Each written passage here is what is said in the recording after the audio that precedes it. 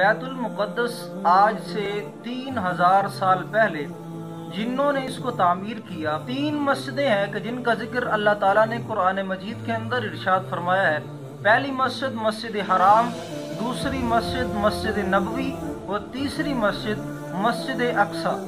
اور مسجد اقصی وہ ہے کہ جس کو آج سے 3000 سال پہلے جنہوں نے تعمیر کیا تھا، اور پہلی تعمیر جو شروع ہوئی تھی وہ حضرت داؤد علیہ نبی علیہ السلام نے کی تھی۔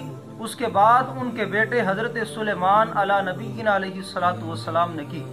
اور بیت المقدس وہ واحد مسجد ہے کہ جس کے اندر حضرت مریم سلام اللہ علیہا ان کو جو بے موسمی پھل ملا کرتے تھے وہ اس مسجد کے اندر ہی ملا کرتے تھے۔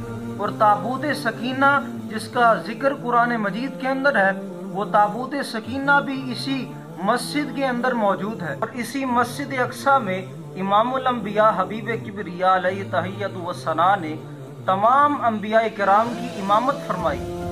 اور یہ وہ واحد مسجد ہے کہ جس مسجد کے اندر تمام انبیاء کرام بیک وقت ایک ہی وقت میں تمام انبیاء کرام اکٹھے ہوئے اور حضور علیہ السلام کی امامت میں انہوں نے نماز پڑھی۔ اسی مسجد اقصی میں امام الانبیاء نے تقریباً 16 سے 17 ماہ اس مسجد کی طرف چہرہ کر کے نماز ادا فرمائی۔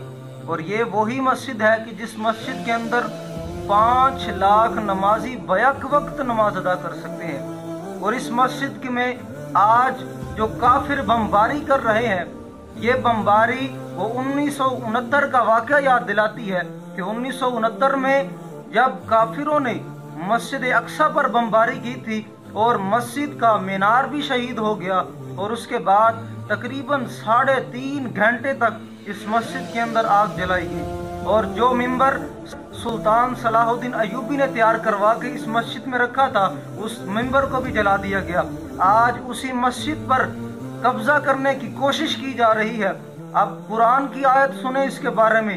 رب نے فرمایا جو لوگ ظلم کو دیکھ کر پھر ظلم دیکھ کر وہ چپ کر جاتے ہیں، فرمایا وَاتَّقُوا فِتْنَةً لَا تُصِيبَنَّ الَّذِينَ ظَلَمُوا مِنْكُمْ خَاصَّةً۔ اے مسلمانوں، ڈرو اس وقت سے جب آزمائش پہنچ جائے ظالموں کو، تو وہ نہ صرف ظالموں کو پہنچے گی بلکہ ظلم کو دیکھ کر چپ کر جانے والوں کو بھی اس کا عذاب ہے۔ اور فرمایا وَاعْلَمُوا أَنَّ اللَّهَ شَدِيدُ الْعِقَابِ۔